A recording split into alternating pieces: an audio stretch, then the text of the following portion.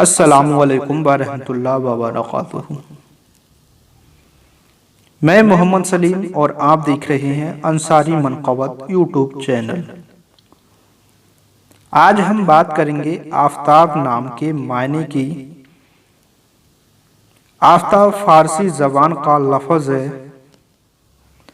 आफ़ताब नाम मज़हब इस्लाम में इस्तेमाल किया जाने वाला नाम है। आफ़ताब लड़कों के लिए मखसूस नाम है।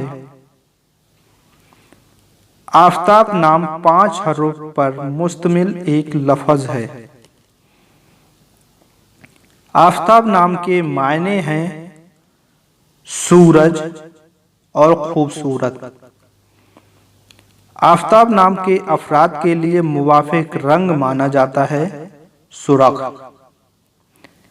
आफ़ताब नाम के अफराद के लिए मुवाफ़िक दिन माना जाता है मंगल और जुमेरात।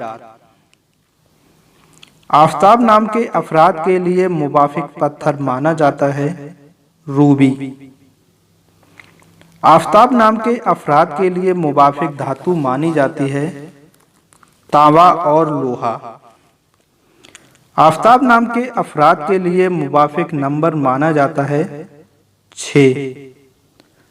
आफ़ताब नाम की तफसीलात है आफ़ताब इकबाल और आफ़ताब अहमद।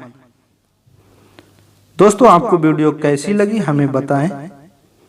अपने नाम का मतलब जानना चाहते हैं तो हमें कमेंट करें।